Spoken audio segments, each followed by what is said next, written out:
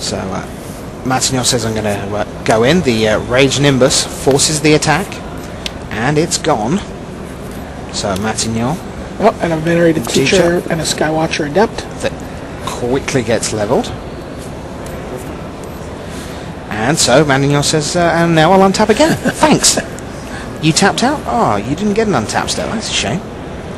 So lots more levels and then Smash. So Nest Invader will trade with Venerated Teacher. The teacher has already delivered its lesson. Yep. And the lesson is that levelers are good. Yep. Gets in for... there's a Battle Rattle Shaman. +2/+0 on the attack. Manuel says, let's get rid of that. Let's send it packing. Doesn't let him get to his combat stat. Attacks for another 4 with Skywatch Adept.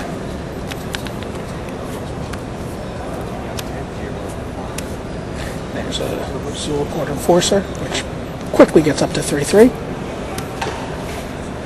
And he conceivably could knock to put it to a 5/5 next turn.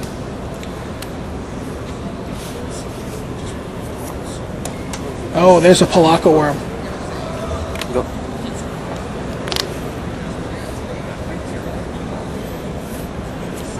Guillaume is only at 10. Remember, he's taken 10 damage from his Vendettas. Yep. Well, like you say, better to take the 8 than take 8 and Annihilate off the Element's Crusher, but 8 is 8 is 8.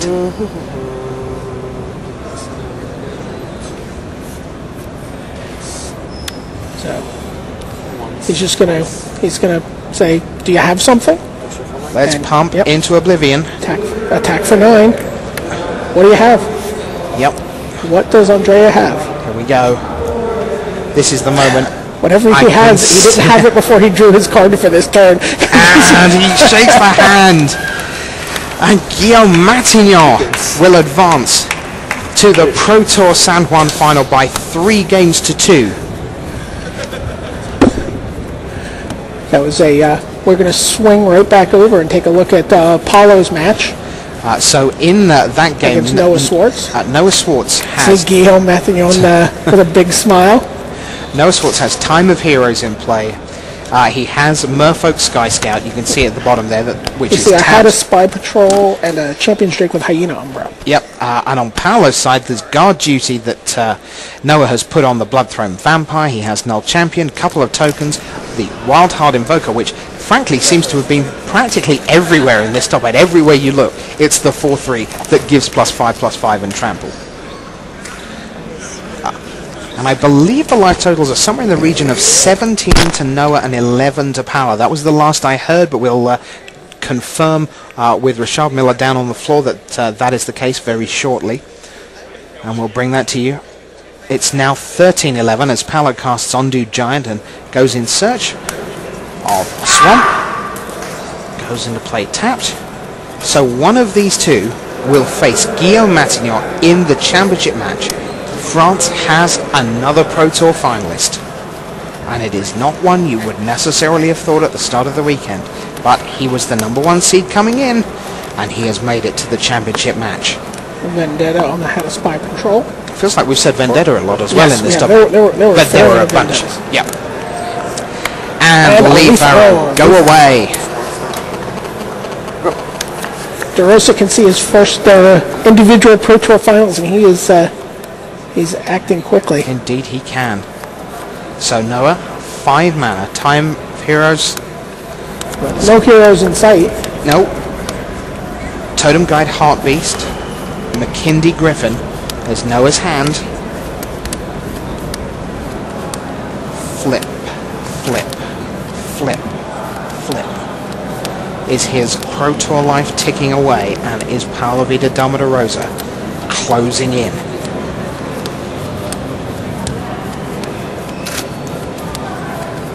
Noah's trying to choose between playing the Heart Beast, which actually can't get him anything at this point, unless he sided something in. He has no, he has a Guard Duty and a Hyena Umbra as his 2 main deck targets. And they're both already there.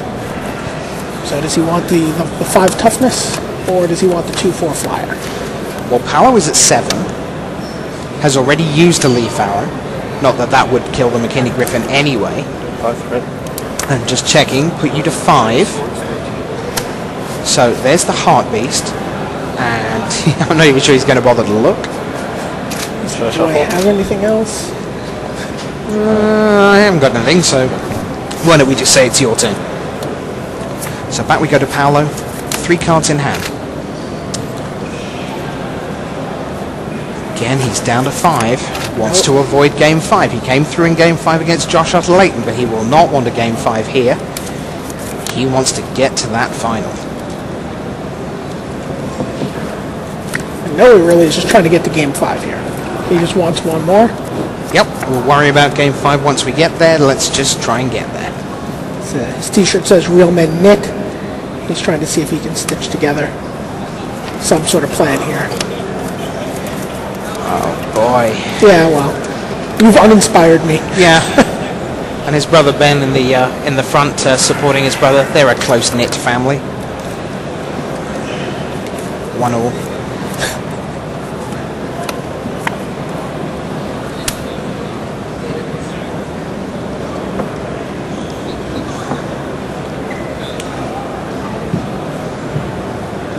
Six mana. Plus some tokens up the top of the screen and beyond. Is there more than one? I cannot tell. There's certainly one. So The difference between 1 and 2 is pretty big here.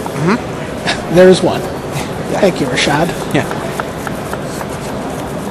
So Wild Heart Invoker is simply a 4/3. I'll block the Invoker. I will block the Invoker with my 2/5. 4/3 into 2/5 just sits there. Paulo gets to eke out some more damage, and then he taps 5. Is this going to be Brood Warden? It certainly is. 4/4 Brood Warden. So the token is now 2/2. Now it has McKinney Griffin plus 1 to work with in hand. 5 mana. 2/5 Heart Beast. The Drake plus Umbra with the Hyena Umbra on it, so it has first strike and +1/+1. 5 plays 10.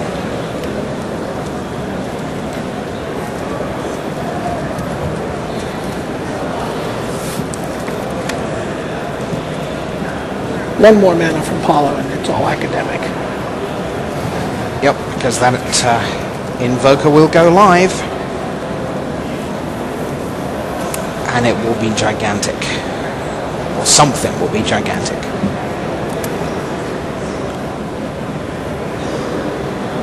And I was looking, what if I go in? What'll happen? Well, you can't attack with the Heart Beast. No, actually.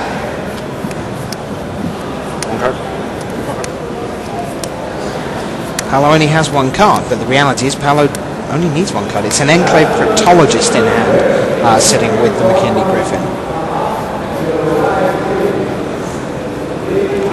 And there's no doubt you're about to see once again, you think Enclave Cryptologist and McKinney Griffin, I can get them both down, and you think, okay, I can block. Once again, we discover that trample is one of the most important words in Magic history. Certainly in limited Magic. Oh yeah, absolutely, absolutely.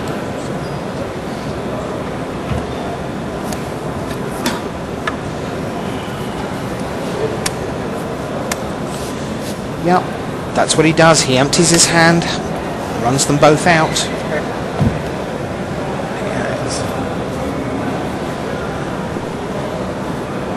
And Paulo looking at the board. Now, if he can somehow get both his Cryptologist and his Champion Streak to live through the turn, he can fully level the Cryptologist. At which point we're heading to Game 5. Sure. Paulo will be working quite hard for that scenario not to occur. Certainly. And again, I'll land, and I don't think it matters.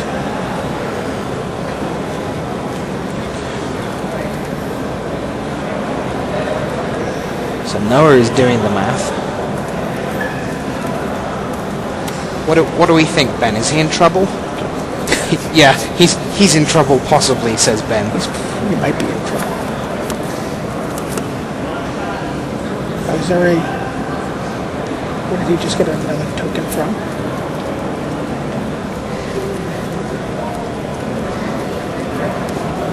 Oh, there's an Awakening Zone that we can't see. There it is. That changes things considerably.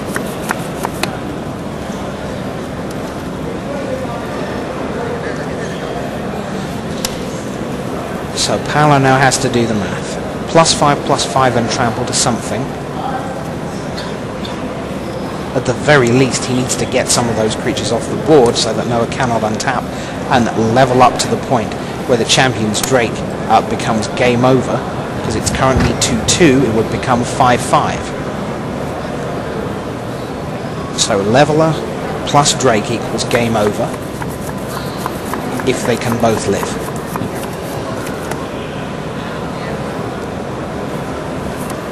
And now Paulo looks for his play.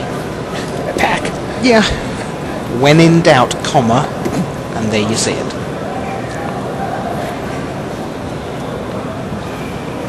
So Brood Warden. He says you figure it out now. Yeah, Brood Warden, Undo Giant, Null Champion, Eldrazi Spawn.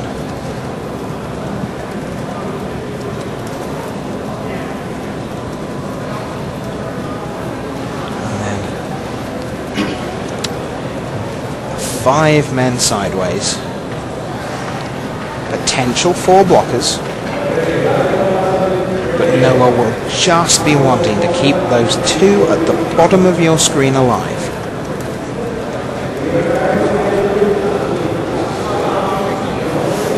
Yeah, no, I tell you what, can you just like put these a little bit closer so they can just, yeah, let's get all this land out of the way. Right now.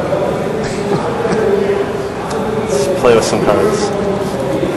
Okay, so half the attack's gone off the top now, but there's some stuff going on up there. So the Brood Warden is currently looking at maybe being blocked by the Drake. No, what if I put that somewhere else? 2-4 can go against 2-4 with the McKinley Griffin, so that would be a bounce.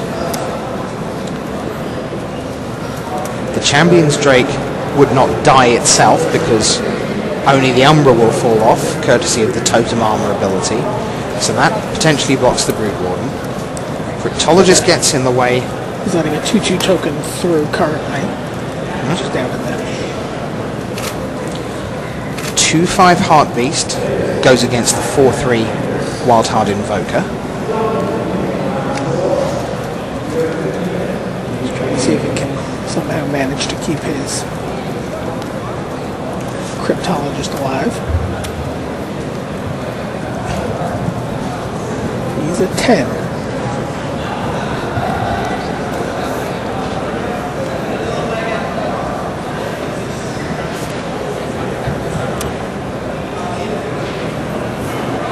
That's 4, 6, 11 right now.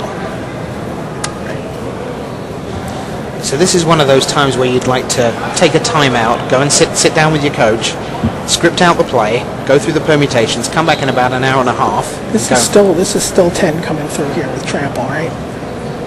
The Cryptologist is going to have to get into the scrum, I think.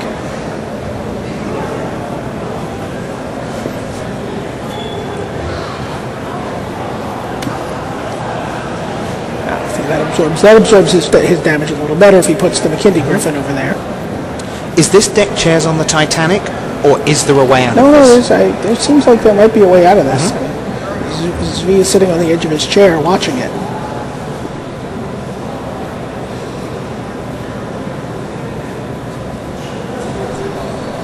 So what does Noah do? Block like that. I'm going to block like that. So now we're in position. And Paulo confirms what the blocks are. So those 2 coming through. 4.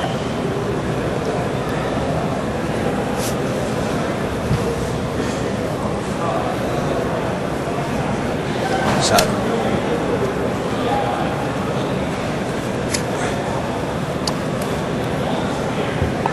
Interesting. Sacks the unblocked token. Sure. So he's going to power up his champion. 4 trample or 2? I think 6. So he takes 6. The totem goes away. The Drake is still there. 4. The Heartbeast is still there. The Cryptologist is still there. Paulo has Token and Blood-Thrown Vampire. The Vampire can, of course, block. It has Defender. It's been sitting there for so long not doing anything. But it can get in the way. 5 plays 4. It's not a land. Noah says it's not a land. Don't think I can kill you. What? You don't kill me with a land either. Yeah, I do. Oh, then I'm fine. Yeah, this becomes a 2, 3. Oh, yeah. And I think we are done. We are indeed. Paulo was very deliberate to not sacrifice his token that was back to block. Yeah, he wanted two at the back there. He was perfectly content to take that over 2 turns. And that means we have a Pro Tour San Juan final. And it will be Guillaume of France against Paulo Dama de Rosa of Brazil. How exciting is that? Goodness gracious me. Well, there was some tense stuff at the end of that one, no doubt about that. Noah Schwartz did his absolute level best, no pun intended. Really? Yeah, really, no pun intended. To deliver the goods. 1 level a deck is out. That is Noah against Paulo. 1 level a deck is through, and that is the black-blue of Guillaume, who put paid to Andrea Girola, the 18-year-old Italian. What a fantastic run for him going back to Italy. Quite the weekend. Oh, absolutely. He celebrated his 18th birthday at the player party. Makes it through to the semifinals, brings himself, a nice little tidy sum home, and is qualified for, a handful of Pro Tours going forward. Absolutely. So Andrea is gone, but the one remaining European will be Guillaume, the 29-year-old from France in his first Pro Tour, top 8, level 4 pro. He faces level 8 Paulo Dama de Rosa, who of course puts himself into the forefront of the Player of the Year race because he has 20 here, as we saw earlier in the semi-finals. The level 8s did not have a great weekend, and the players who were going through the top of the Player of the Year race, they did not have a great weekend. Paulo has 20, so we are closing in on the final. It will be Paulo Dama de Rosa against Guillaume Matignon. We have our 2 finalists. I tell you what, let's take a few minutes to get set. We're going to take a short break, and we'll be back in about 15 minutes for the final of Pro Tour San Juan. Don't go away.